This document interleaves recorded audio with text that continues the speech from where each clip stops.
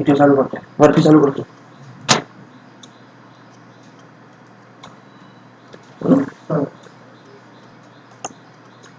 Praise the Lord. सर्व भावा बहिणींचं प्रभू ख्रिस्तामध्ये स्वागत आहे. पुन्हा एकदा प्रभूने आम्हाला एकत्र केलेला आहे. आजचा प्रभुवार, प्रभूचं गौरव करण्याची, त्याची स्तुती स्तवन करण्याची संधी, आणि विशेष करून आज मेजामध्ये आम्ही सहभागी होणार आहोत. आणि ही फार मोठी संधी प्रभू आम्हाला देत आहे. या भावानं बहिणी, आज आपण या संधीचा आज लाभ घेणार आहोत. आपण आपल्या अंतःकरणाची तयारी करूयात. आपल्या अंतःकरणाचं आत्मपरीक्षण करूयात आज, आणि विश्वासाने आपण मेजामध्ये सहभागी होऊया. तत्पूर्वी वचनाकडे जाण्याआधी आपण प्रार्थना करूया. स्वर्गीय पित्या, आम्ही तुला धन्यवाद देतो या वेळेसाठी. प्रभू ख्रिस्तामध्ये तू आम्हा प्रियजनांना एकत्र केलेला आहेस as a body of Christ. मंडळी, तुझं शरीर म्हणून तू आम्हाला एकत्र केलेला आहेस, आणि आमच्या शरीराचा मस्तक प्रभू येशू ख्रिस्त आहे. बापा, या तुझ्या अपार कृपेसाठी तुला धन्यवाद देतो.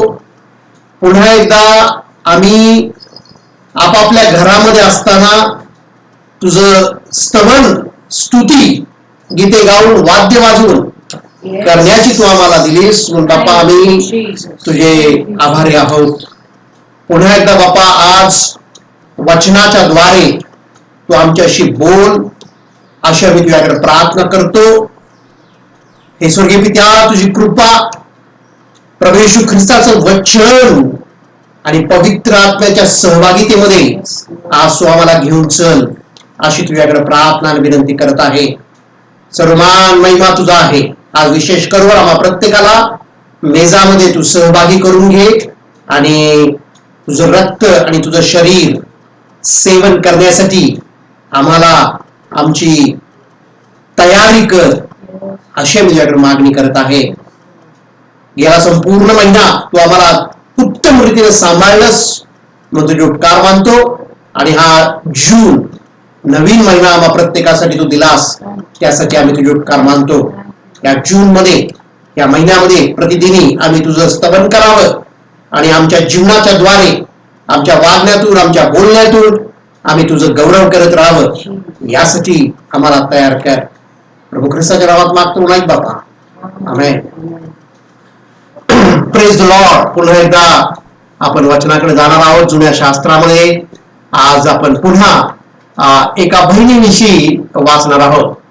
दुसरे राजे याचा 4था अध्याय, आणि वचन 1 पासून वचन 7 पर्यंत आपण वचन, जी त्या ठिकाणी घटना घडलेली आहे, ती घटना आम्ही वाचणार आहोत, त्याच्यावरती मनन आम्ही करणार आहोत. या भावानं आपण दुसरे राजे, 2 Kings chapter 4 verse 1 to 7 आणि वचन 1 ते 7 मध्ये आम्ही आज मनन करणार आहोत. या ठिकाणी एक विधवा बहीण आहे, जी चिंतेमध्ये आहे.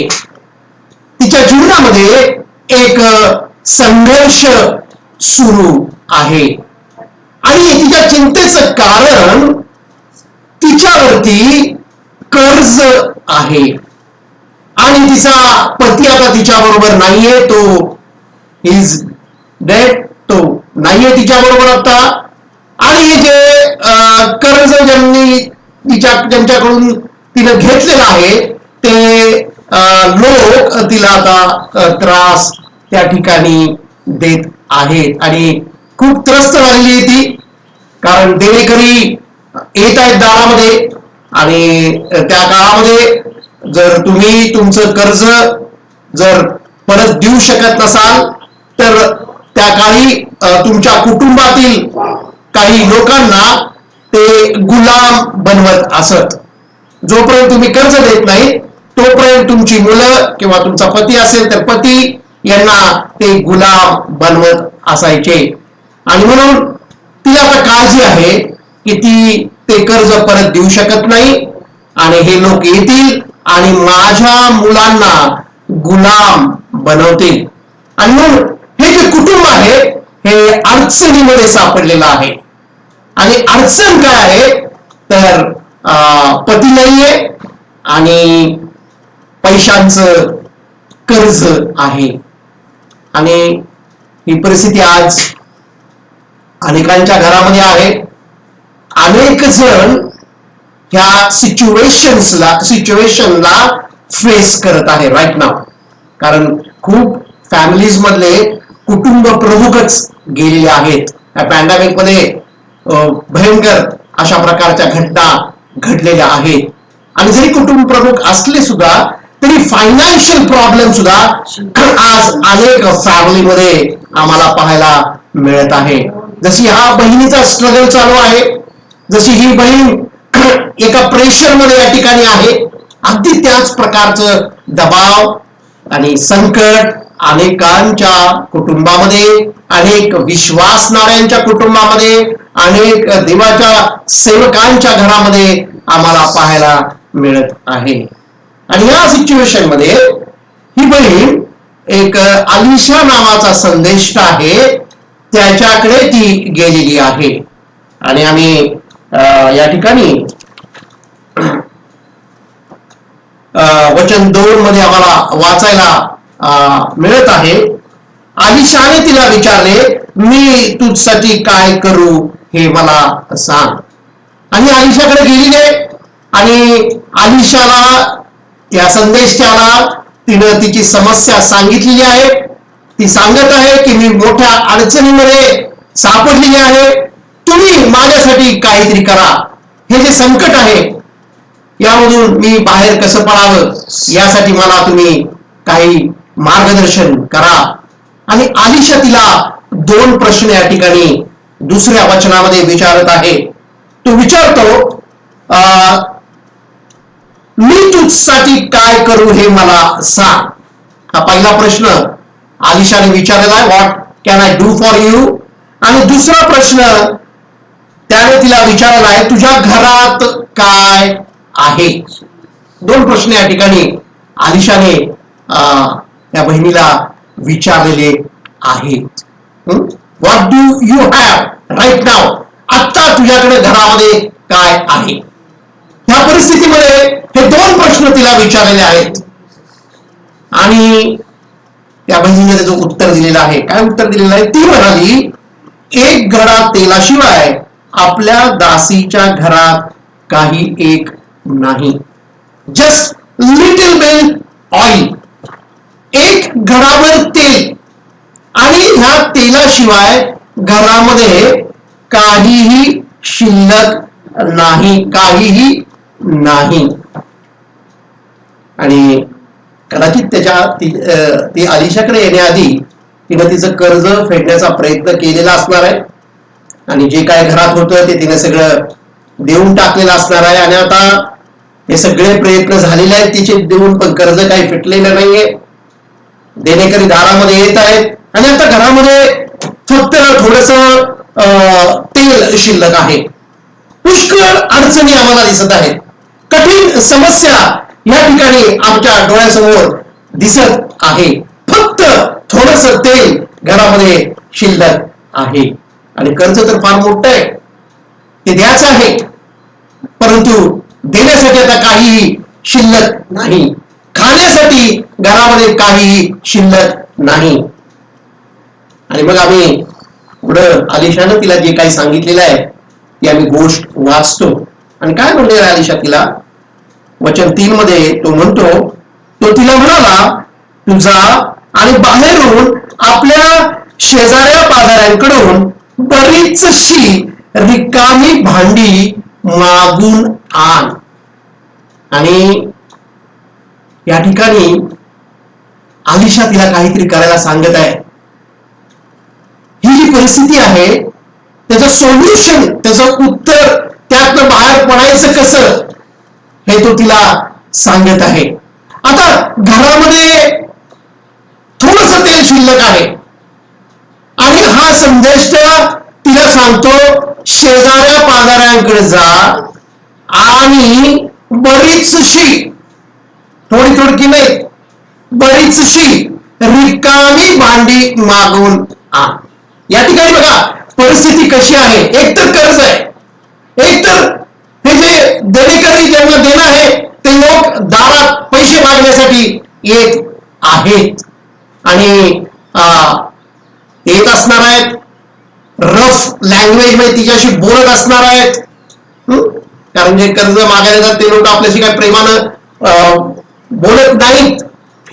त्यांची लँग्वेज फार रफ असते, आम्हाला सर्वांना माहिती आहे. आणि अशा परिस्थितीमध्ये आलिशाने तिला एक गोष्ट करायला सांगितली की तू तुझ्या शेजाऱ्या पाजाऱ्यांकडे जा आणि बरीचशीच रिकामी भांडी मागून आण. आणि शेजारी पाजारी कोण आहेत? ज्यांच्याकडनं तिने उसने घेतलेलं आहे तेच लोक आहेत ज्यांना तिला द्यायचं आहे. आणि सगळ्यांना माहिती आहे तिच्या ज्या एरियामध्ये ती राहत असेल त्या एरियामधल्या, त्या मोहल्ल्यामध्ये, त्या गल्लीमधल्या सगळ्या लोकांना माहिती आहे की ही जी स्त्री आहे, ही जी बाई आहे, ही एकदा घेतलेली वस्तू परत देऊ शकत नाही, ती पुन्हा कर्ज फेडत नाही, ती पुन्हा पैसे माघारी देऊ शकत नाही. आणि अशी तिची भयंकर अशी परिस्थिती आहे. आणि अशी सिच्युएशन मध्ये पुन्हा लोकांच्या दारामध्ये जायचं आहे आणि पुन्हा जाऊन त्यांच्याकडून रिकामी भांडी गोळा करून घरी आणायची आहेत. जे लोक हे कुटुंब फॅमिली बद्दल चांगलं ओळखून आहे की फॅमिली कर्ज मागायला देऊ शकत नाही, अशी यांची ओळख त्या एरियामध्ये आहे.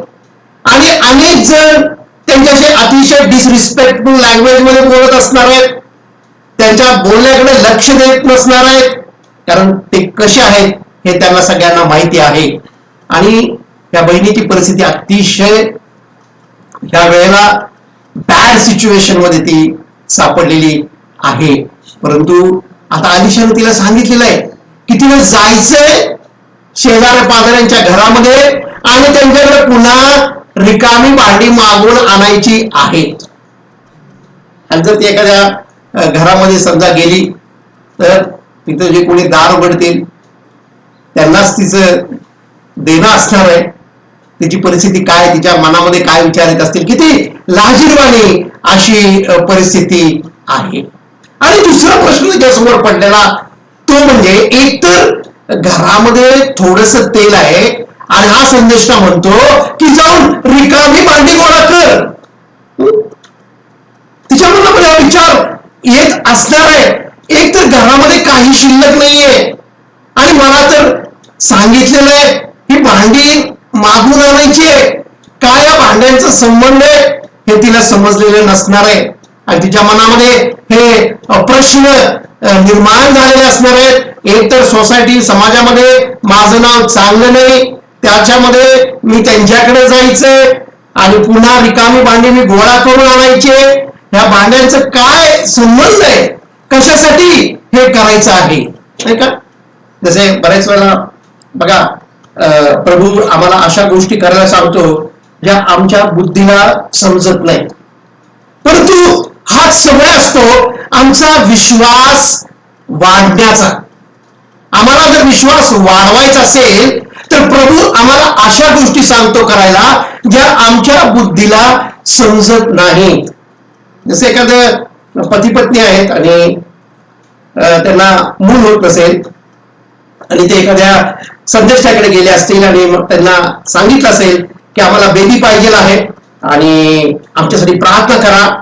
आणि संदेष्टा त्यांना सांगतो की उद्या सकाळी तुम्ही जायचं आहे आणि जे किड्स स्टोअर असतं, लहान मुलांच्या वस्तू मिळण्याचं दुकान, तिथे जाऊन तुम्ही लहान मुलांचे बाळाचे कपडे खरेदी करायचे आहेत. त्या बाळाला लागणारे दूध बॉटल असेल, निप्पर असेल, डायपर असेल आणि त्याचे लहान मुलांचे कपडे असतील, नाही का, ते जाऊन तुम्ही उद्या सकाळी खरेदी करा. बघा हे करायला फार मोठा विश्वास लागतो, नाही का? हे लोक काय म्हणते, अरे अजून घरात बाळच नाहीये आणि हा संदेश आम्हाला सांगतो की तुम्ही बाळाचे कपडे खरेदी करा, बाळाचा डायपर तुम्ही जाऊन खरेदी करा. हे सोपं नाहीये. हे करायला, सकाळी उठून दुकानात जायला, दुकानात जाऊन खरेदी करायला फार मोठा विश्वास लागतो. या बहिणीच्या घरात खायला काहीही नाही आणि तिने जायचंय शेजारी पाजाऱ्यांचे घरी जाऊन रिकामी भांडी गोळा करायची आहे. हे दिसते एवढं सोपं नाहीये. हे करायला मोठा विश्वास लागतो. आणि ज्या वेळेला आमचा प्रभू आमचा विश्वास त्याला वाढवायचा असतो, तेव्हा तो आम्हाला अशा आमच्या बुद्धीला न समजणाऱ्या गोष्टी नेहमी करायला सांगत असतो. जे आमच्या माइंडला समजत नाही, आम्हाला त्या गोष्टी कळत नाही की हे का करायचं आहे, परंतु प्रभू आम्हाला हे करायला सांगतो. आम्हाला त्यावेळेला ते समजणार नाही. घरामध्ये खायला काही नाही, परंतु जायचे आणि रिकामी भांडी गोळा करायची आहेत. मूर्खपणा वाटतो. अरे हे कशासाठी? घरात खायला काही नाहीये आणि रिकामी भांडी गोळा करायची. नथिंग टू इट आणि बॉरो द जार्स. आणि प्रभू आमचा विश्वास ज्यावेळेला स्ट्रेच करतो, फेथ आमचा ज्यावेळेला तो त्याला वाढवायचा असतो, त्यावेळेला त्याला ह्या गोष्टी आमच्याकडून करून घ्याव्या लागतात. कारण त्याला आमच्या जीवनामध्ये मोठा चमत्कार करायचा असतो. आणि मोठा चमत्कार आमच्या जीवनामध्ये होण्याआधी आवर फेथ मस्ट इन्क्रीज. आमचा विश्वास हा वाढला पाहिजे. एखादा मोठा बिग मिरॅकल आमच्या लाईफ मध्ये जर पाहिजे असेल तर त्यासाठी बिग मोठा विश्वास आमचा पाहिजे आहे, जो आमच्या बुद्धीला आमच्या ब्रेनला समजणार नाही. एकदा एक आंधळा प्रभू येशू ख्रिस्ताकडे आला आणि तो जन्माचाच आंधळा होता. प्रभू येशू ख्रिस्ताने काय केलं? प्रभू येशू ख्रिस्ताने तो जमिनीवर थुंकला, त्याचा त्याने चिखल बनवला आणि तो चिखल घेऊन त्याने त्याच्या डोळ्याला लावला. समजत नाही का की प्रभूनं असं का केलं असेल? एकतर हा आंधळा आहे, जन्माचाच आंधळा आहे, त्याला दृष्टी यावी म्हणून तो प्रभू येशूकडे आलेला आहे. आणि प्रभू येशू ख्रिस्त काय करतो?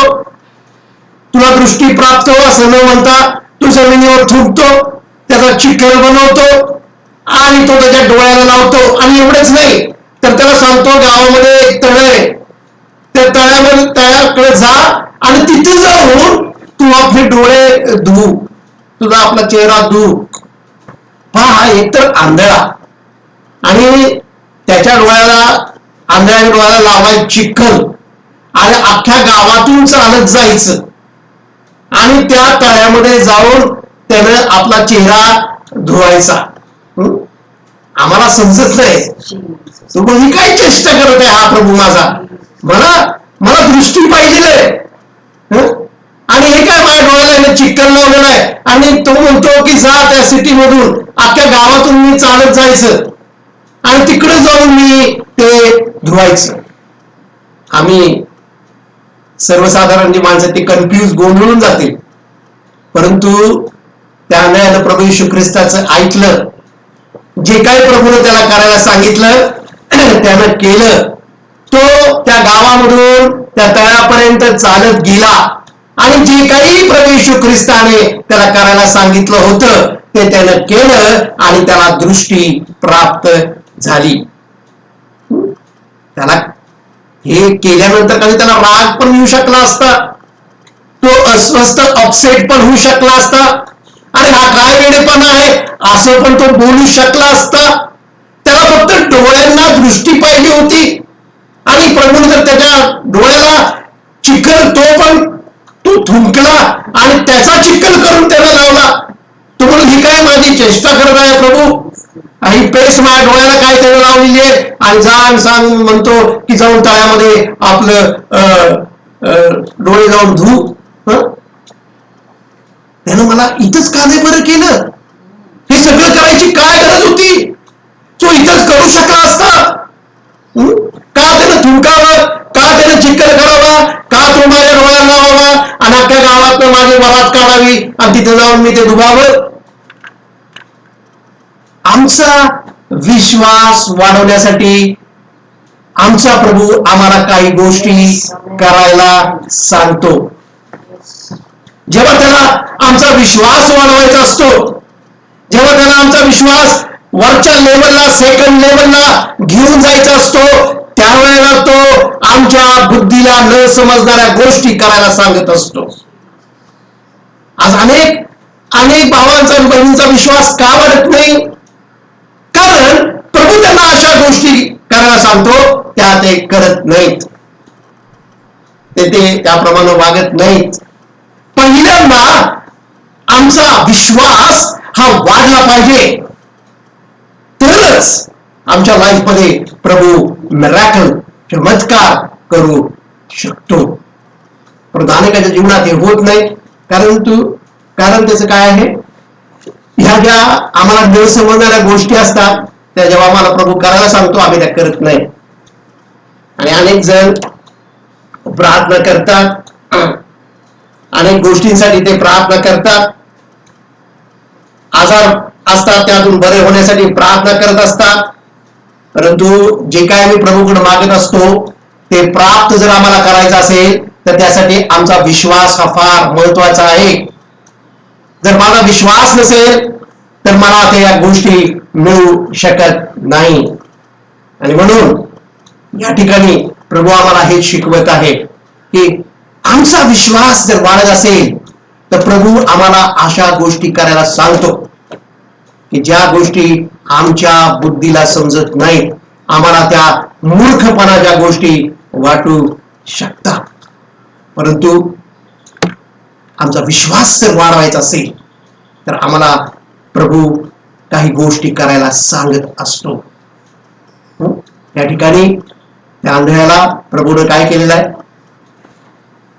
विश्वास वाढवलाय त्याचा. जे मी त्यानं केलेलं आहे ते तुला आता कळणार नाही, परंतु मी जे सांगतो त्याप्रमाणे कर. अब्राहम सुद्धा होता, ज्याला फादर ऑफ फेथ म्हणलेलं आहे, आणि त्याला सुद्धा जेव्हा मूल होत नव्हतं तेव्हा त्याने प्रभूला प्रश्न विचारलेला आहे की मला तू संतान कधी येणार, केव्हा होणार? तेव्हा तू फक्त मला अभिवचन दिलेलं आहे असं तो म्हणतो. मला मूल पाहिजे, अभिवचन नाही. Not just promise but I want किड.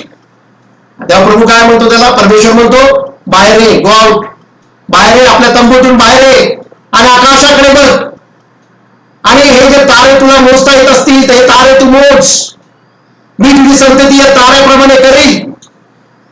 काय प्रभूला या ठिकाणी करायचं? तो एक त्याला चित्र दाखवत आहे, अब्राहमाचा विश्वास वाढवत आहे.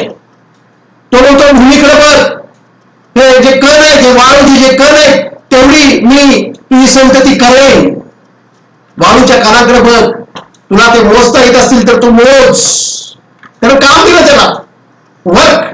काय वर्क आहे? तारे मोजता येत असेल तारे मोज, हे वाळूचे कण बघ आहेत किती, ते मोजता येत असेल तर ते मोज. काम दिलेलं आहे. जेव्हा आमच्या प्रभूला, परमेश्वराला आमचा विश्वास वाढवायचा असतो तेव्हा तो आम्हाला काम देतो. आणि तुम्ही कितीही प्रयत्न केला तर तारे तुम्ही मोजू शकत नाही, परमेश्वराला पण ठाऊक आहे. आणि आपल्याला पण माहित आहे की आपण तारे कधीच मोजू शकत नाही. जरी मोजायला सुरुवात केली तर आम्ही गोंधळून जाऊ, पुन्हा पहिल्यापासून सुरुवात आम्हाला करावी लागेल. सायन्स सांगतं की ह्युमन जो आहे, मनुष्य आहे, तो फक्त 5,000 तारे मोजू शकतो. त्याच्या पुढे त्याला मोजता येणं शक्य नाही. हे कीप ऑन ट्राईंग, पुन्हा पुन्हा, अरे परत हा दिसतो इथं, परत पुन्हा काउंटिंग सुरू होईल. परंतु अब्राहमाला देवाने काम दिलं होतं की त्याचा विश्वास त्याला वाढवायचा होता.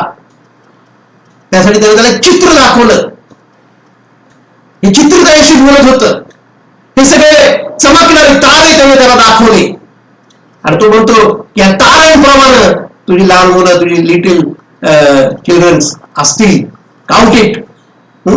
आणि तो काउंट करत राहिला.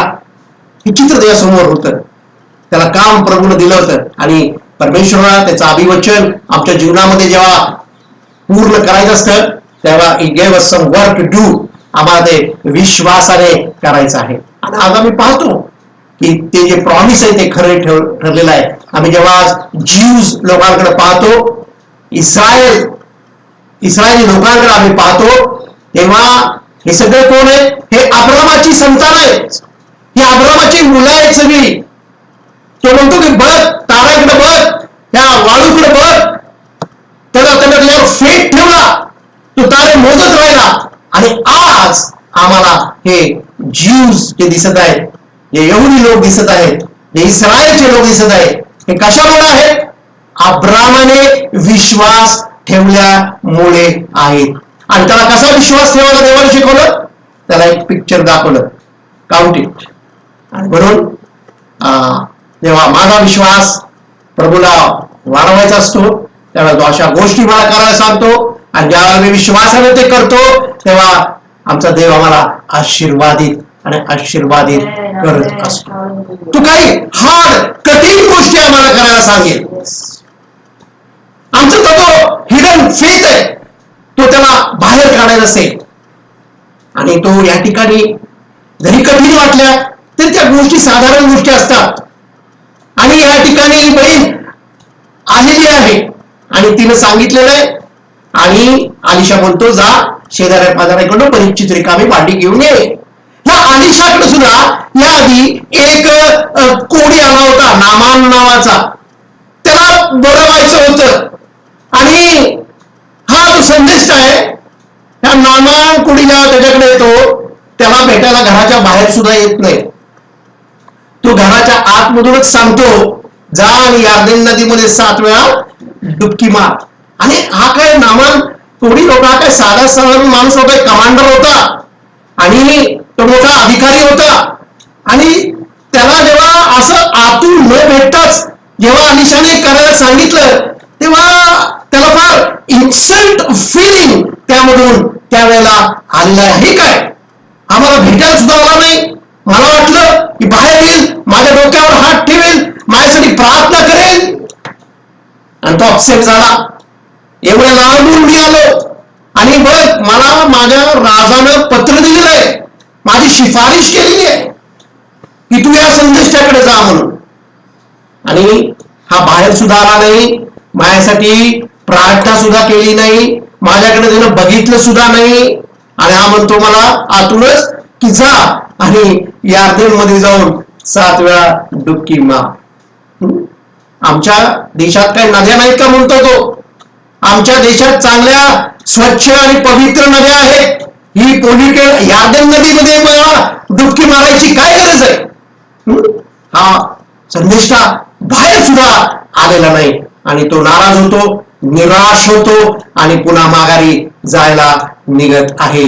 परंतु त्याच्याबरोबर त्याचा एक सेवक असतो आणि तो म्हणतो, एक साधं काम तुला करायला सांगितलेलं आहे आणि तू एवढी त्याच्या विरुद्ध तक्रार का करतोस? एक सिंपल वर्क तुला सांगितलेलं आहे, एक काय कठीण काम सांगितलेलं नाहीये, कुठल्या डोंगरावर चढून जायला सांगितलेलं नाहीये की तू एवढ्या उंचावर जा आणि मग तिकडे जाऊन काही कर, असं काहीच तुला सांगितलेलं नाहीये. कुठले डिफिकल्ट टास्क, डिफिकल्ट काम तुला करायला सांगितलेलं नाहीये. सिंपल साधी गोष्ट सांगितलेली आहे, पाण्यामध्ये 7 वेळा डुबकी मारायची. That's all. आणि तू एवढी किरकिर करतोस, एवढी कुरकुर करतोस. आणि तो त्याचा ऐकतो आणि तो पाण्यामध्ये यार्देमध्ये उतरतो. एक डुबकी मारली, दुसरी मारली, तिसरी मारली, 5 डुबक्या मारून झाल्या, परंतु काहीच झालं नाही. परंतु जेव्हा त्याने 7वी डुबकी मारली त्यावेळेला तो पूर्णपणे बरा झाला. त्याची जी स्किन आहे ती लहान बाळकांसारखी एकदम छान अशी झाली. त्याचं सगळं कोळ जे आहे ते निघून गेलं. सिंपल, साधी आणि सोपी गोष्ट करायला सांगितली होती. या नदीमध्ये जायचंय आणि यार्देनीमधून डुबकी मारायची आहे. भावांनो, डुबकीमध्ये काय नव्हतं किंवा यार्देन नदीमध्ये पण काय नव्हतं. जे काय होतं ते आज्ञा पालनामध्ये होतं. ती जी कमांड होती ती विश्वासानं ओबे करणं, त्याच्यामध्ये मिराकल होता. त्याच्यामध्ये हिलिंग होत. आणि हा नामान कोणी बरा झालेला आहे. आणि तो काय म्हणतो माहितीये का? तो म्हणतो, संदेश त्याला एक विनंती करतो की इथली जी भूमी आहे, इथली जी माती आहे, ती मी माझ्या देशाला घेऊन जाऊ का? त्याच्या आधी तो तक्रार करत होता. त्याच्या आधी तो म्हणत होता, आमच्या देशात काही नद्या नाहीत का? आमच्या देशातल्या नद्या यापेक्षा स्वच्छ आणि सुंदर आहेत. ही काय पोल्युटेड नदी आहे इकडची तुमची? आणि ज्यावेळेला तो बरा झाला त्यावेळेला तो म्हणतो की इथली माती, इथली डर मी माझ्या देशात घेऊन जाऊ का? लक्षात घ्या बाबा, मी गोष्ट आम्हाला त्या सिंपल गोष्टी प्रभू करायला सांगत असतो. कशासाठी सांगत असतो? त्याला आम्हाला प्लेस करायचं असतं, त्याला आमच्या जीवनात चमत्कार करायचे असतात. पण त्यासाठी आमचा फेथ, हा विश्वास हा वाढला पाहिजे. आणि या ठिकाणी सुद्धा आधीच्या संदेशा त्या बहिणीला हेच करायला सांगत आहे, जा शेजाऱ्या बाजारांकडे जा आणि बरीचशी रिकामी भांडी गोळा करून घेऊन ये. तुझ्या घरामध्ये काय आहे हे तू बघू नकोस. तुझ्या घरामध्ये जे थोडस तेल शिल्लक आहे त्याच्याकडे तू पाहू नकोस. तू जा आणि रिकामी भांडी घेऊन ये, गोळा कर. आणि त्या बहिणीने तसं केलेलं आहे. ती गेलेली आहे. किती हे काम करायला तिला आतून अशेम लाज वाटत असेल. पुन्हा त्यांच्याकडे जायचं, पुन्हा त्यांनाच मागायचं, ज्यांना ऑलरेडी दिलेलं नाही ते काय बोलतील, कसे बोलतील. परंतु विश्वासाने ती गेलेली आहे. शेजाऱ्या पाजाऱ्यांकडे, त्या मोहल्ल्यामध्ये ज्या एरियात ती राहत असणार आहे, त्या कॉलनीत म्हणा, गल्लीत म्हणा, ती सगळ्यांच्याकडे गेलेली आहे. आणि तिने जाऊन हे काम केलेलं आहे. आणि मग काय घडलं? वचन 4 मध्ये आपण बघूया. वचन 4 मध्ये असे लिहिलंय, मग आपल्या पुत्रासह घरात जाऊन दार बंद कर. मग दिस इज व्हेरी इम्पॉर्टंट. हे फार महत्वाचं आहे. तिने जाऊन भांडी गोळा केलेली आहे. आता तिला संदेश म्हणतो की तू आपल्या घरी जा तुझ्या मुलाबाळांसह. या ठिकाणी सांगितलेलं आहे आपल्या पुत्रासह. एक मुलगा असेल, तिला पुत्र म्हणलेला आहे. आपल्या पुत्रासह, आपल्या मुलासह, पुत्रासह घरी जा आणि डू व्हॉट, आणि काय कर? या ठिकाणी सांगितलेले आहे जाऊन दार बंद कर. दार का बंद करायचं? हा संदेश तिला दार बंद करायला का सांगत आहे? ही सर्व रिकामी भांडी गोळा केल्यानंतर घरी जायचंय आणि दार बंद करायचं आहे. या ठिकाणी विश्वास तिचा जो आहे त्याच्याविषयी आम्हाला वाचायला मिळत आहे. तो तिला म्हणतो तुझा जो विश्वास आहे तो तुला दृढ धरून ठेवायचा आहे. जर तू दार उघडं ठेवलंस आणि कोणी घरात व्यक्ती आला तर हा जो चमत्कार इथं होणार आहे तो चमत्कार होऊ शकणार नाही. कारण तू येईल आणि तो म्हणे अरे तुझ्या घरात काहीच नाहीये आणि तू एवढी रिकामी भांडी गोळा करून बसलेली आहेस. ही कशाला तू रिकामी भांडी गोळा केलीस? ह्या भांड्याला काय तुझ्या घरामध्ये जेवण होणार आहे का? तू हे काय वेडेपणावर चाललेला आहे? हे रिकामी भांडी करून तुला काय मिळणार आहे? कोणीतरी येईल आणि तुझा विश्वास तुझ्यामधून हिरावून घेईल.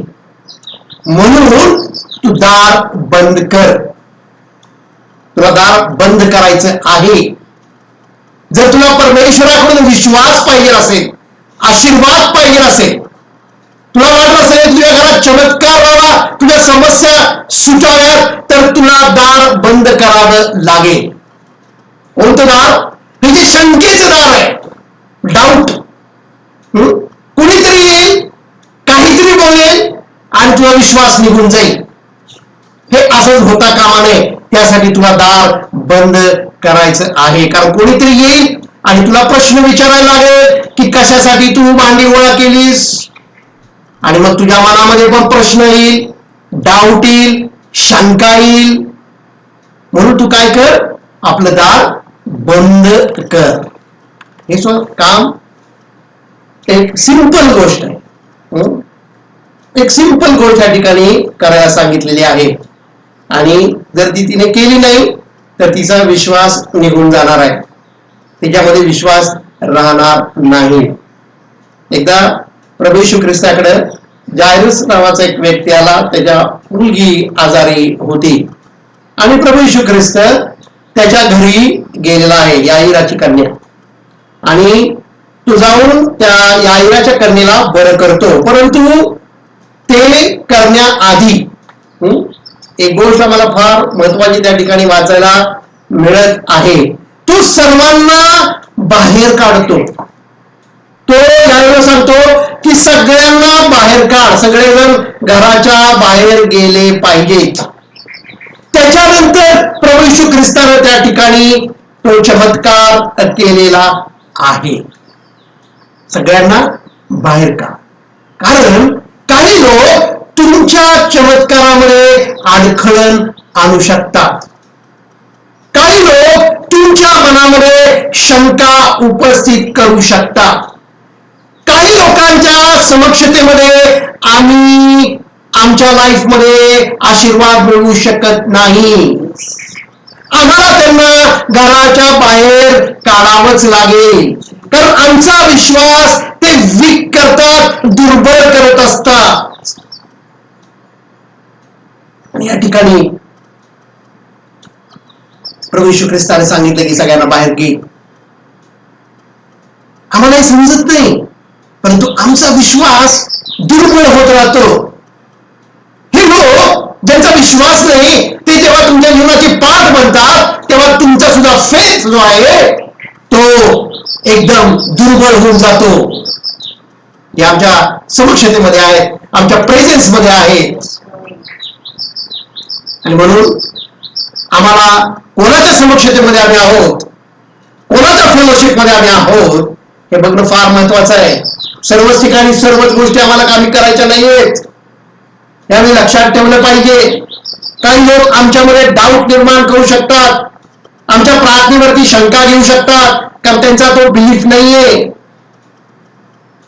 तर तो आम्हाला विश्वास करणाऱ्या गोष्टी समजत नाहीत.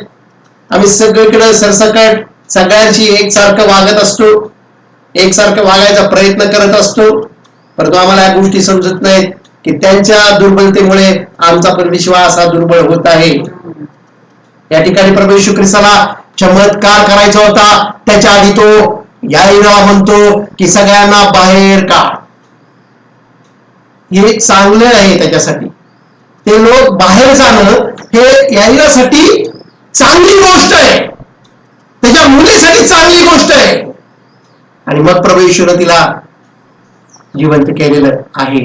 अगदी त्याचप्रमाणे आलिशा या ठिकाणी सांगत आहे, जेव्हा तू सर्व ही रिकामी भांडी गोळा करशील तेव्हा आपल्या पुत्रासह घरी जा आणि दार लावून टाक. तुला जे काही घरात घडणार आहे ती साक्ष सगळ्यांना दाखवायची गरज नाही. तुझी साक्ष सगळ्यांना ओढून सांगायची गरज नाही. कोणत्या ठिकाणी कधी काय बोलायचं हे आम्हाला समजलं पाहिजे. काही गोष्टी आम्हाला दार लावून करायच्या, पण काही गोष्टी आम्हाला ओपनली करायच्या. पण या ठिकाणी तिला दार लावायला सांगितलेलं आहे. आणि म्हणून कधी कधी आम्हाला आमच्या ज्या टेस्टिमनी आहेत त्या कंट्रोल करायला पण शिकलं पाहिजे. कोणासमोरही आम्हाला काही बोलून चालणार नाही. सर्वच ठिकाणी आम्हाला प्रार्थना करायला केलीच पाहिजे असं काही नाही. काही ठिकाणी आम्हाला शांत सुद्धा उभारता आलं पाहिजे. आमच्या प्रार्थनेपेक्षा कदाचित आमच्या प्रेझेन्सनं देव काम करू शकतो. सायलेन्स मध्ये सुद्धा ब्लेसिंग्स आहे. आणि म्हणून आम्ही सर्वच ठिकाणी सर्व आमच्या साक्ष, आमच्या प्रार्थना आणि आम्ही सारखं टेस्टिमनी सांगत बसायची आम्हाला गरज नाहीये. हे आम्ही लक्षात ठेवलं पाहिजे. काही गोष्टी आम्हाला दार लावून करायच्या आहेत आणि त्या आम्ही दार लावूनच करायला पाहिजे. परंतु अनेक विश्वास करणाऱ्या गोष्टी कळत आहेत, ते फक्त बोलत राहतात आणि मग लोकांना प्रचार अजून किती वेळ बोलणार, कधी याचं संपणार, लोक कुरकुर करत असतात. किती हा बोलतो, त्यातनं काही आशीर्वाद राहत नाही. कुठं कधी काय बोलायचंय आम्हाला कळलं पाहिजे. यावेळेला शिष्याने प्रभू येशू ख्रिस्ताला सुवार्तेसाठी पाठवलं. तो म्हणतो ज्या घरात तुमचा स्वीकार करणार नाही तिथून तुम्ही निघा. त्यांना पटवत त्यांच्यासाठी प्रार्थना तुम्ही करा बाहेर जाऊन, पण तिकडे तुम्हाला काय करायचं नाही, आपल्या पायाची धूळ झटका आणि तुम्ही तिथून बाहेर निघा. प्रभूने मला हे सांगितलेलं आहे. आणि अलिशा या ठिकाणी त्या बहिणीला म्हणतो की आपलं दार लावून घे. मग काय होतं, वचन 4 मध्ये आम्हाला समजत आहे. मग आपल्या पुत्रासह घरात जाऊन दार बंद कर व त्या सर्व भांड्यात तेल ओत आणि भांडे भरले की ते बाजूला ठेव. जे काही तुझ्याकडे थोडस तेल आहे, तो जो घराभर तेल आहे, त्या तेलानं ही भांडी भरायला तू सुरुवात कर. You just have to obey. आता एवढंच तेल आहे आणि एवढी भांडी आहेत. काय या ठिकाणी जे काही तुझ्याकडे आहे, काय आहे तिने सांगितलं, ते जेव्हा आम्ही प्रभूच्या हातामध्ये देतो, विश्वासाने देतो, तेव्हा ती गोष्ट प्रभू आशीर्वादित करतो. जसं त्या लहान मुलाने त्याचा टिफिन येशूच्या हातामध्ये दिला, त्याच्या आईने त्याला 5 भाकऱ्या आणि 2 मासे दिले होते, विश्वासाने दिला. तेव्हा त्या 5 भाकऱ्या राहिल्या नाहीत आणि ते 2 मासे राहिले नाहीत. 1000 लोक त्यातून जेवलेले आहेत. जस्ट लिटिल बिट, थोडस होतं, परंतु ज्या वेळेला आम्ही ते आमच्या प्रभूच्या हातामध्ये देतो, विश्वासाने देतो, शंका न घेता देतो, इट इज मल्टिप्लाय. ते 5 भाकऱ्या 5 राहिले नाहीत, ते 2 मासे 2 राहिले नाहीत, तर ते अबंडंट झाले, विपुल झाले. या ठिकाणी सुद्धा त्या बहिणीच्या हातामध्ये काय होतं, एक घडाभर तेल होतं. ते तेल तिनं त्या आज्ञेमध्ये देवाच्या हातामध्ये तिनं दिलेलं आहे. आणि मग त्या ठिकाणी काय घडलेलं आहे, वचन 5 मध्ये आम्ही जेव्हा वाचतो तेव्हा मला समजतं. वचन 5, ती त्याचपासून गेली आणि आपल्या पुत्रासह आपल्या घरात जाऊन तिने दार बंद केले. ते तिचकडे भांडी आणि ती भरीत जाई. आणि आम्हाला या ठिकाणी दिसत आहे, तिनं एका भांड्यामध्ये तेल ओतायला सुरुवात केली, ते भांड भरलं. मग तिच्या मुलाला दुसरं भांड आणलं, ते पण भांड भरलं. मग तिसरं आणलं, ते पण भरलं. एका मागून एक ही सर्व भांडी भरत गेलेली आहे. आणि ती पुढे म्हणते, सर्व भांडी भरल्यावर ती आपल्या पुत्रास म्हणाली, मला आणखी एक भांडे आणून द्या. या ठिकाणी काय घडत आहे, ही सर्व भांडी जी तिनं आणली होती ती भरलेली आहे. ती म्हणत आहे आणखी भांडी पाहिजे. त्या ठिकाणी हा मिरॅकल होत आहे. तिला आधी हे माहिती नव्हतं की काय होणार आहे. तिने जेवढी भांडी गोळा केली विश्वासाने, ती सगळी भरली. जेवढा तुमचा विश्वास तेवढं तुम्हाला प्राप्त होणार आहे. तिचा विश्वास वाढला, देवाने काय केला, स्ट्रेच केला. जेवढा तिचा विश्वास होता, आणि तिने कदाचित विचार केला, अरे 50 भांडी गोळा झाली आहेत, बस आता जाऊया. तेवढा विश्वास आहे तुझा, तेवढं तुला प्राप्त होईल. तिने जर 100 भांड्यांचा विश्वास ठेवला असता तर तेवढी भांडी भरली असती. आमचा जेवढा फेथ आहे तेवढंच आम्हाला प्राप्त होत असतं. आमच्या विश्वासापेक्षा जास्त आम्हाला मिळू शकत नाही. आणि या ठिकाणी ही सगळी भांडी भरून झाल्यानंतर तो चमत्कार व्हायचा थांबलेला आहे. ऑइल जे होतं ते आता भरायचं थांबलेलं आहे. सगळे जेवढे जार होते ते सगळे जार, सगळी ती रिकामी भांडी भरलेली आहे. त्यांनी जेवढं गोळा केलं होतं तेवढं त्यांना प्राप्त झालेलं आहे. आणि त्यावेळेला त्यांनी गोळा केलं, तेव्हा तेवढं भरून मिळालं. जेवढा विश्वास आहे तेवढं आम्हाला प्राप्त होत असतं. म्हणून आमचा विश्वास केवढा आहे? जर माझा विश्वास मोठा असेल तर माझ्या लाईफमध्ये मोठा चमत्कार होणार. जेवढा मोठा माझा विश्वास, जेवढा माझा फेथ इन्क्रीज झाला आहे. आणि जर तिला दोन प्रकार असतात, आम्ही झाले असतील कदाचित त्यावेळेला, ती गेली असेल, मला रिकामं भांडं द्या. त्यावेळेला कोणी छोटस भांडं आणलं असेल, पण तिचा जर विश्वास असता तर ती नाही, मला मोठं द्या. पण तिचा जर विश्वास तेवढा नसेल तर ती काय म्हणत, ठीक आहे चलेगा, छोटा भी येतो केव्हा, मला फक्त भांडी रिकामी गोळा करायला सांगितले. परंतु तिला माहित नाही काय होणार आहे. परंतु तिनं रिकामी भांडी गोळा करायची, पण त्याच्यामध्ये सुद्धा तिनं जर मोठी भांडी गोळा केली असती तर तिचं मोठा विश्वास आहे, नाही का? पण तिने छोटी छोटी आणली. बऱ्याच भावा बहिणींचा विश्वास कसा असतो? छोटा असतो. छोटा विश्वास होता, त्यांना छोट्या छोट्या गोष्टी प्राप्त होतात. भावानं बहिणीनो, मोठा विश्वास आम्ही ठेवला पाहिजे. किती तुम्ही स्ट्रेच करू शकता तुमचा विश्वास त्या छोट्या छोट्या आज्ञा पाळून, त्याच्यावरती तुमच्या जीवनातले सगळे चमत्कार डिपेंड आहे. स्तोत्र 81:10 मध्ये स्तोत्रकर्ता म्हणत आहे या ठिकाणी, तू आपलं तोंड उघड म्हणतो परमेश्वर. Open your mouth and I will fill it up. तू आपलं मुख उघड आणि म्हणजे मी ते काय करीन, भरीन. आता तुम्ही तोंड किती मोठं करायचं तुमच्यावर आहे. जेवढं तुम्ही मोठं तोंड करणार तेवढं ते भरायला तयार आहे.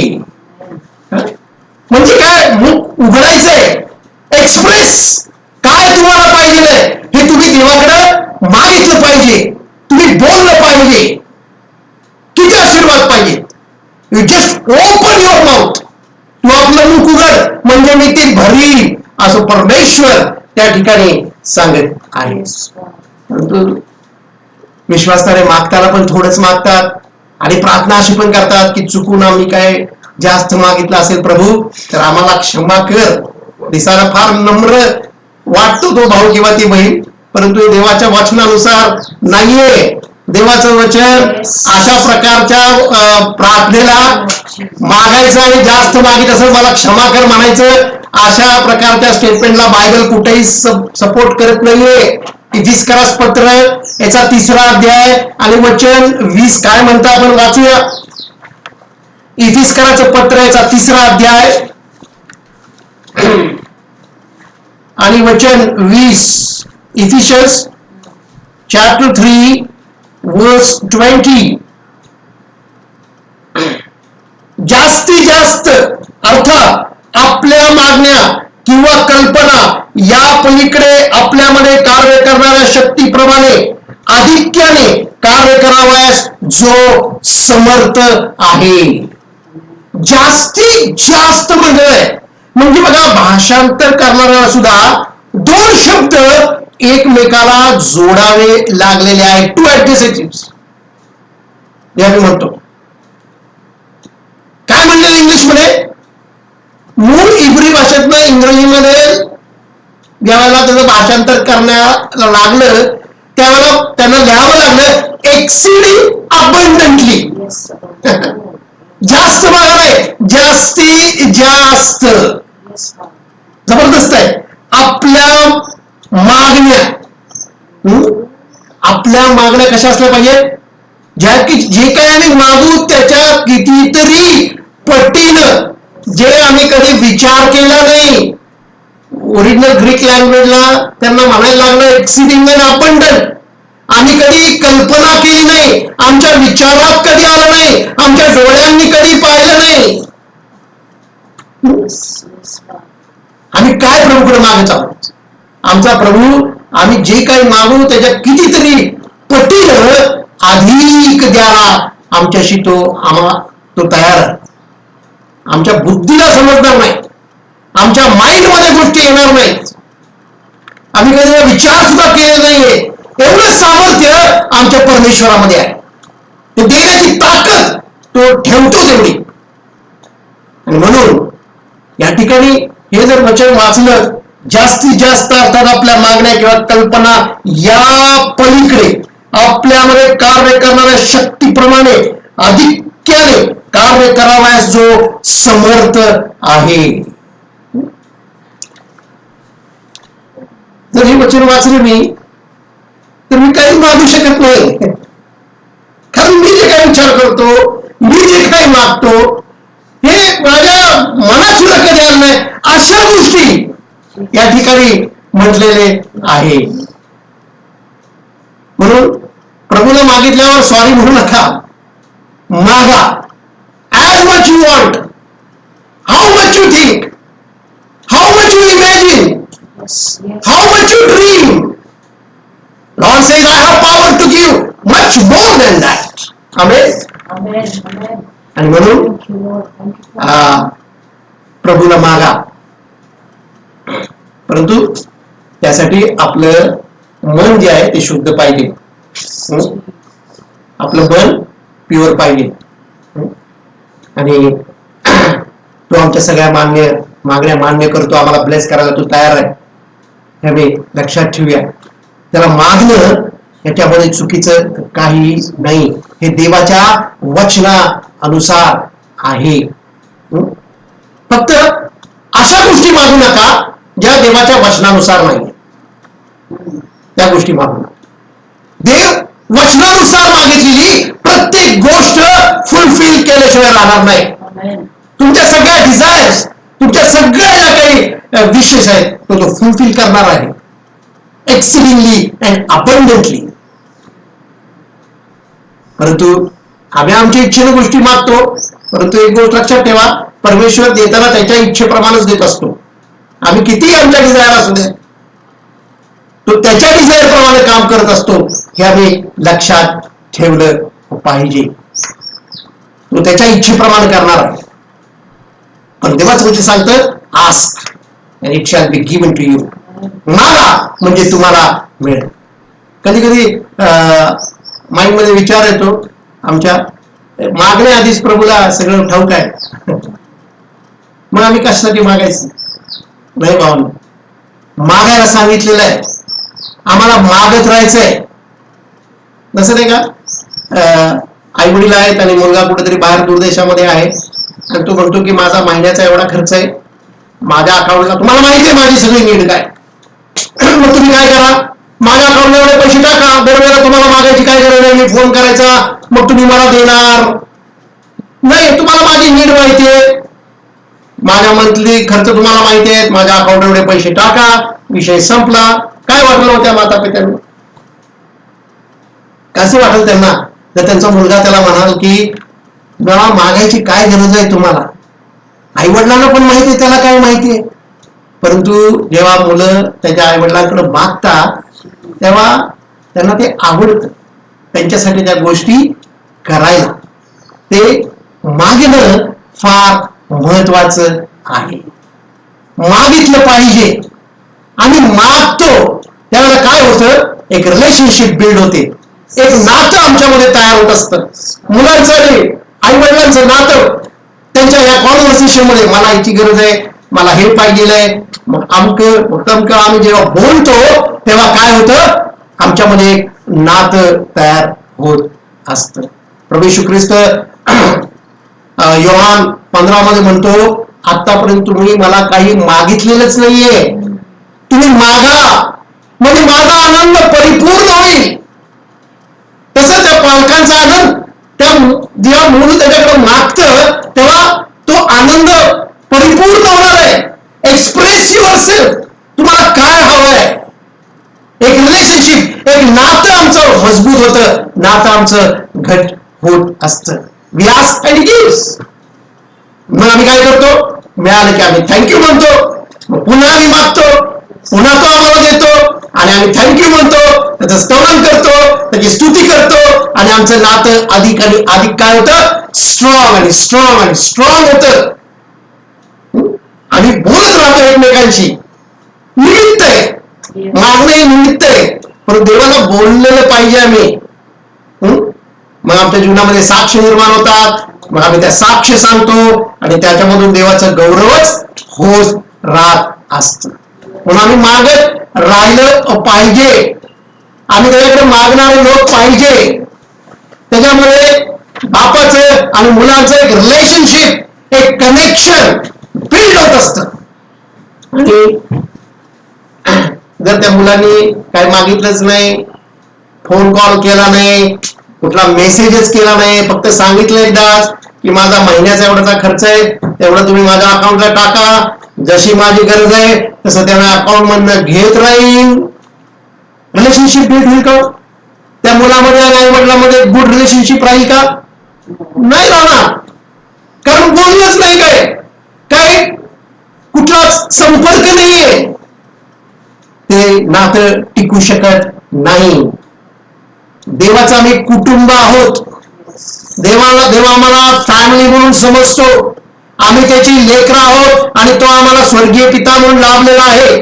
त्याला पाहिजे आहे की आम्ही मागावं, आम्ही त्याच्याशी बोलावं, आम्ही त्याच्याशी गोष्टी डिस्कस कराव्यात, आम्ही मागावं, आम्ही स्वतःला एक्सप्रेस करावं, आम्ही स्वतःचं मन त्याच्याकडे मोकळं करावं, ही त्याची इच्छा आहे. आणि म्हणून स्तोत्रकर्ता काय म्हणतो? स्तोत्र 103 मध्ये, साम्स 103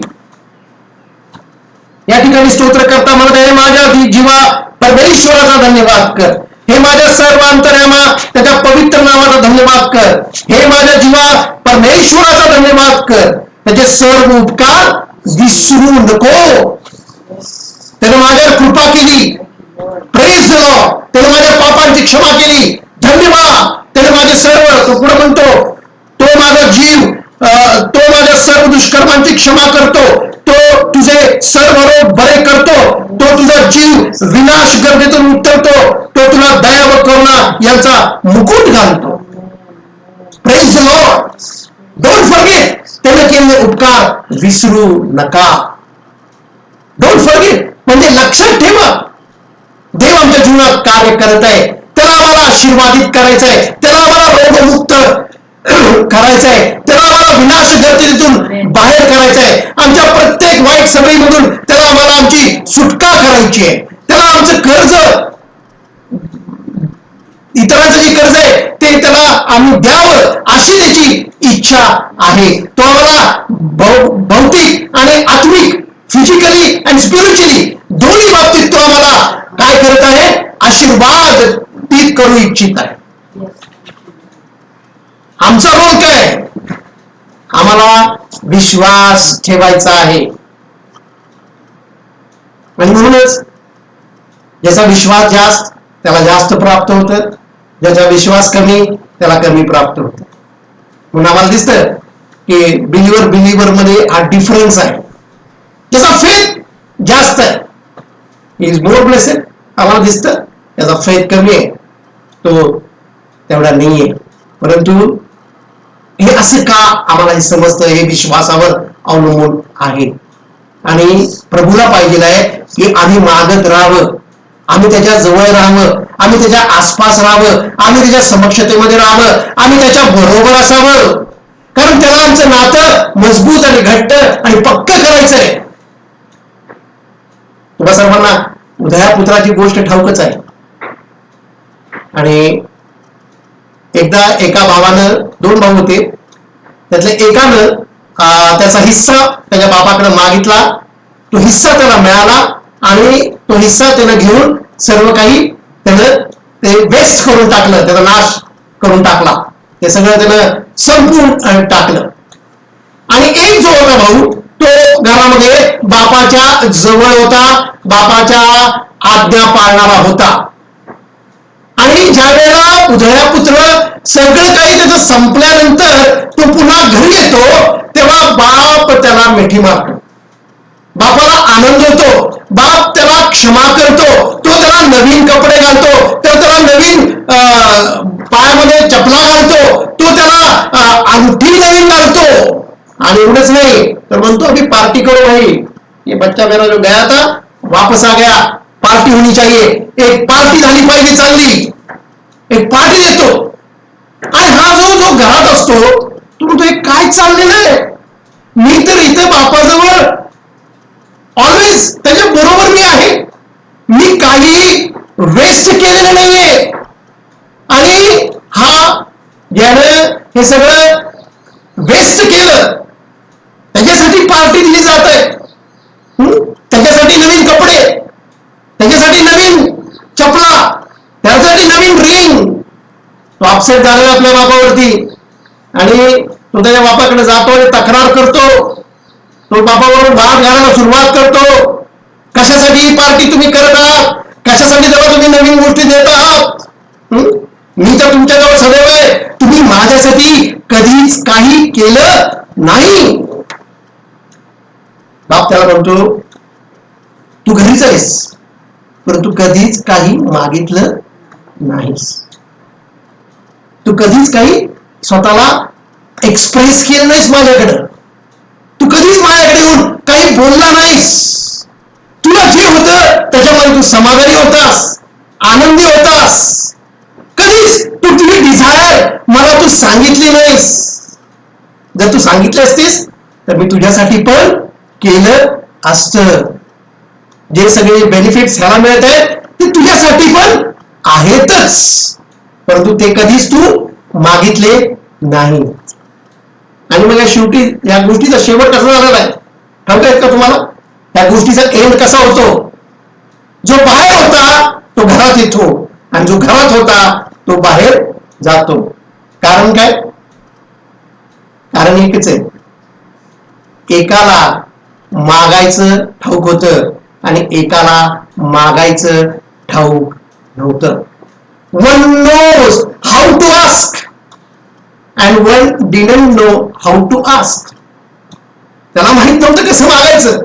हाच या दोघांमधला फरक आहे. काय प्रभू आम्हाला या ठिकाणी शिकवत आहे? आम्हाला आमचा अधिकार माहिती पाहिजे. जर आम्हाला आमचा देव पिता म्हणून लाभलाय तर पित्याकडे आम्ही आमचा हक्क मागितला पाहिजे. पित्याला कळतं की हे नातं याला समजलेलं आहे म्हणून त्याचे राईट्स त्याला ठाऊक आहेत. ज्यांना राईट्स माहित नाही ते बापाकडे काहीच मागणार नाही. ते बापाजवळ असतील, बापाच्या आज्ञा पाळत असतील, परंतु तो पिता म्हणून आहे हे त्यांचं नातं कधीच असणार नाही. या ठिकाणी उधळ्यापुत्रानं ते नातं ओळखलं होतं आणि त्यानं मागितलं होतं. मागितलं, चूक झाली, काय झालं मग? त्याला क्षमा मिळाली. कारण त्यानं रिलेशनशिप बिल्ड केलं. त्याला माहिती होतं की माझा बाप मला क्षमा करेल, मी जाईन परत. हा विश्वास त्याच्यामध्ये होता. बाप होता म्हणून हक्क मागितला, हिस्सा मागितला. काय होतं या ठिकाणी? त्याचा विश्वास त्या सिच्युएशन मध्ये वाढला, मिरेकल झाला. देवाने त्याला आणखी आशीर्वादित केलं. त्याला नवीन कपडे मिळाले, नवीन बूट मिळाले, चप्पल मिळाली, नवीन आता अंगठ्यामध्ये रिंग मिळाली. देवाचे उत्तम आशीर्वाद त्याला प्राप्त झाले. Because he maintain that relationship with father. आम्ही फक्त देवाच्या जवळ असून उपयोग नाही, आम्ही बापाप्रमाणे त्याच्याशी बोललं पाहिजे आणि त्या फेलोशिप मध्ये राहून आम्ही प्रार्थना केल्या पाहिजे. नुसतं जवळ होता तो मुलगा, घरात होता एक मुलगा, जवळ होता त्याच्या, सगळं काही करायचा, परंतु तो बागायचा नाही, प्रार्थना करायचा नाही. Near the church but away from Christ. अशी सिच्युएशन अनेक विश्वासणाऱ्यांची आहे. चर्च हे सगळे चर्चच्या जवळ आहे परंतु ख्रिस्तापासून लांब आहेत. Closer to church but far away from Christ. Many पुष्कळ बिलीवर्स अशा प्रकारचं जीवन जगत आहे. त्यांना चर्च बद्दल खूप माहिती आहे. चर्च मधले जे कोण भाऊ बहिणी आहेत त्यांच्याबद्दल त्यांना बरीचशी माहिती आहे, परंतु ख्रिस्ताबद्दल त्यांना काहीही माहिती नाही. आणि चर्चमध्ये कोण येतो?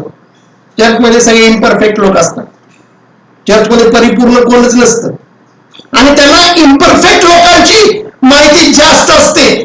ते त्यांच्याबरोबर जास्त वेळ घालवत असतात. परंतु Christ is the one who is only perfect. ख्रिस्त फक्त परिपूर्ण आहे.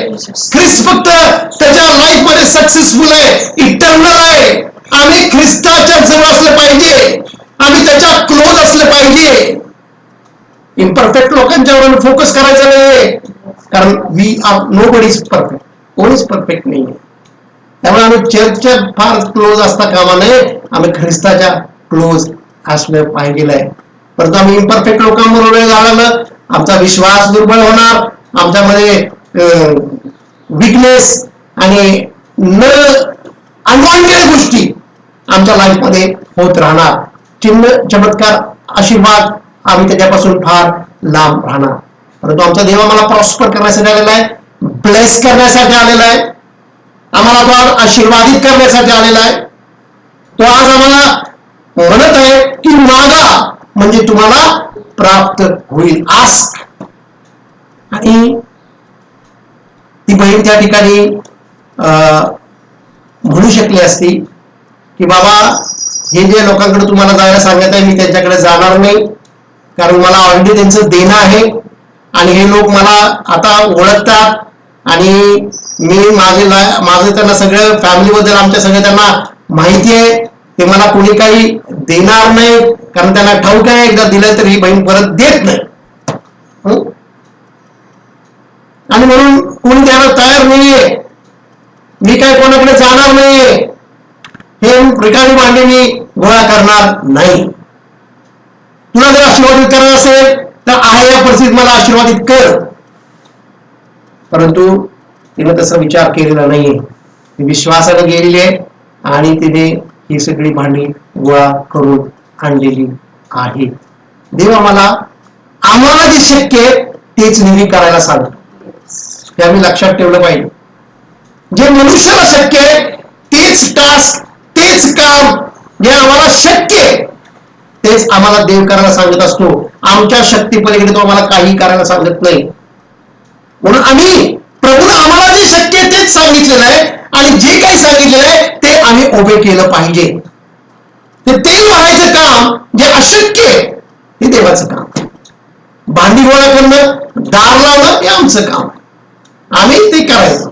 मिरॅकल, चमत्कार हा प्रभू करणार आहे, आम्ही काही करू शकत नाही. ते देवाचं काम आहे. आमचं काम फिजिकल वर्क आहे. आम्ही ते काम केलं पाहिजे. जेव्हा आम्ही ते करतो तेव्हा देव त्याचं काम करतो. म्हणून भावांनो बहिणींनो, लक्षात घ्या या गोष्टी. हे तेल जे कमी आहे त्या तेलामध्ये काही नाहीये. तुझं विश्वासाने ओतलंय ते शक्य आहे. त्यात काय आहे, किती आहे ह्याच्याशी आम्हाला काही घेणं नाहीये. ते देवाचं काम आहे आणि ते तो करतोच. आणि मग प्रभू आम्हाला अनेक वेळेला आमच्याशी तू बोलतो, अनेक गोष्टी तू आम्हाला करायला सांगतो. आम्ही त्या विश्वासानं केल्या पाहिजे. कोणतीही शंका न घेता, डाऊट न घेता आम्ही ते करायचं शिकलं पाहिजे. अनेक लोक अडखळणं आणतील, अनेक लोक आमचा विश्वास जो आहे तो कमकुवत करायचा प्रयत्न करतील. अनेक दार लावलं पाहिजे. असं जे प्रत्येक दार आहे ज्या दारामधून हा अविश्वास आमच्यावर येतो ते प्रत्येक दार आज आम्हाला बंद करायचंय. कारण हे दार आमच्या जीवनामध्ये मिरॅकल होऊ देत नाही, आमच्या जीवनात आशीर्वाद आणत नाही. ते प्रत्येक दार आज आम्हाला बंद करायचे आहे. जे आमच्या मनामध्ये प्रश्न आणतात, जे आमच्या मनामध्ये कन्फ्युजन आणतात, आज प्रत्येक दार आज भावानं बहिणी आम्हाला बंद करायचं आहे. आम्हाला देवाच्या वचनावरती फोकस करायचं आहे. आम्हाला आमच्या प्रभूवरती फोकस करायचं आहे. Then he will do his work. आमचा विश्वास तो आज वाढवत आहे. भावानं बहिणीनो, आज आम्ही मेजामध्ये सहभागी होणार आहोत. आम्ही यावेळेला आत्मपरीक्षण करूयात. 2 मिनिटं आम्ही शांत राहून देवाशी बोलूया. आम्हाला आज काय पाहिजे आमच्या प्रभूकडं ते प्रभूला आम्ही मागूया.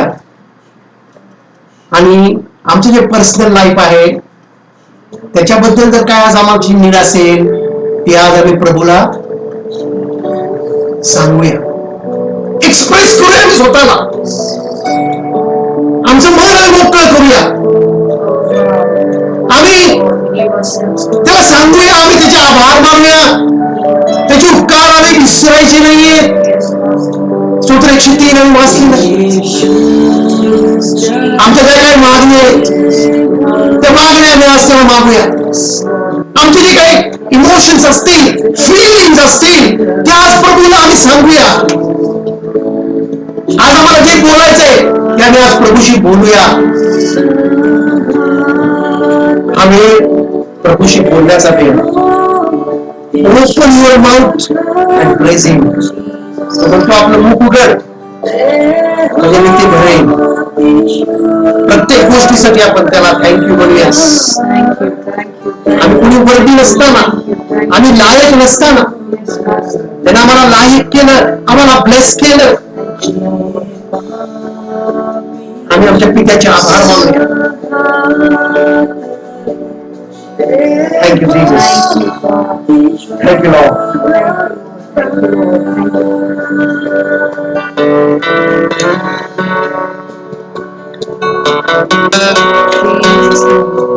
Yes, Lord,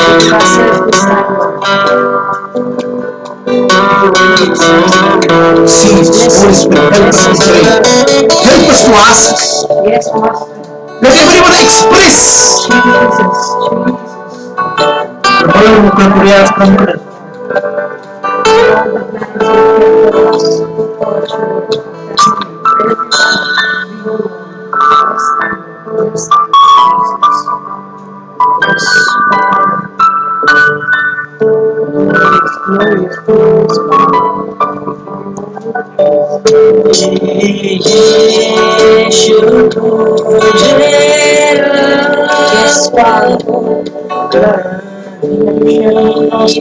Thank you, Jesus. Thank you for this wonderful time.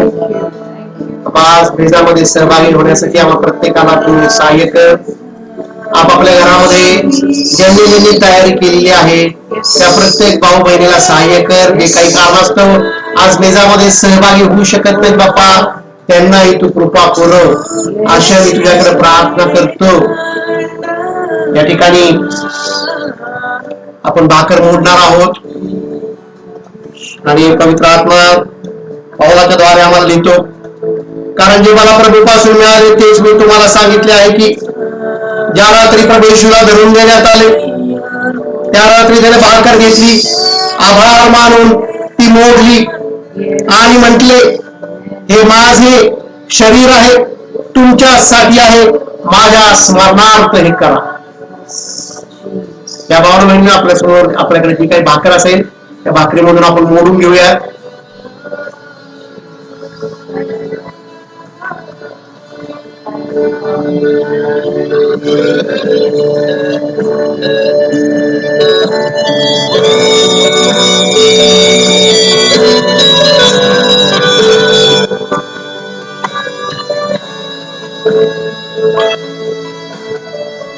या आपण सर्वजण त्या भाकरीमधून खाऊया.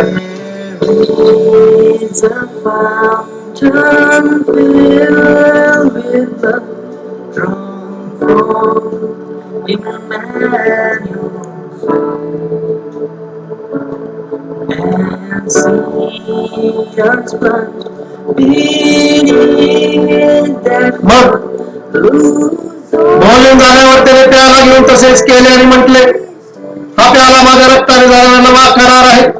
जितक्यांदा तुम्ही हा पिता तितक्यांदा माझ्या स्मरणार्थ हे करा. स्वर्गीय पित्या, आम्ही तो धन्यवाद देतो. तुझ्या पुत्रासाठी आम्ही तुझा आभार मानतो. त्याचं जे रक्त आज या प्यारामध्ये आहे बाप्पा, ते आम्हाला सर्व पापापासून शुद्ध करत आणि आम्हाला नवीन कर्माची आठवण करून देत. बाप्पा, आज आम्ही त्या कर्माची आठवण करून त्या मेजामध्ये सहभागी होत आहोत. आज आम्हाला या प्यारामधून घेण्यासाठी सहाय्य कर. या भावानो बहिणीनो, आपला जो प्याला आहे त्याच्यामधून आपण घेऊया.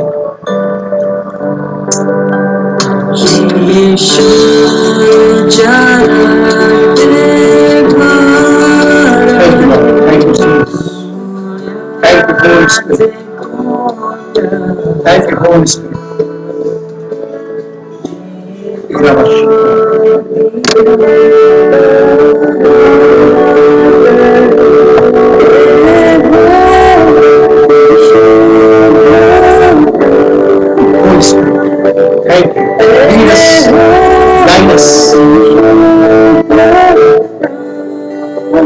increase our faith. आमचा विश्वास वाढ. आम्हाला ज्या सिंपल गोष्टीच्या करत तू सांगतोस त्या करण्यासाठी तू कृपा पुरव.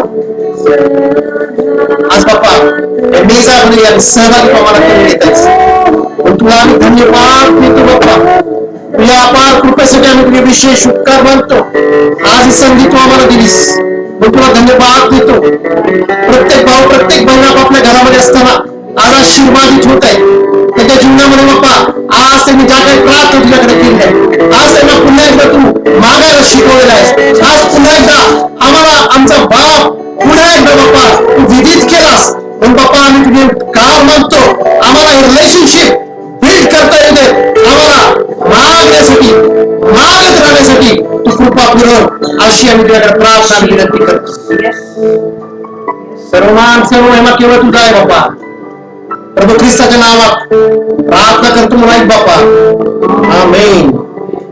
देव पिता व प्रभू येशू ख्रिस्त याच्यापासून तुम्हा सर्वांना शांती व विश्वासाबरोबर प्रीती लाभो. आपल्या प्रभू येशू ख्रिस्तामध्ये अक्षय प्रीती करणारे आहे त्या सर्वांबरोबर कृपा असो. आमेन.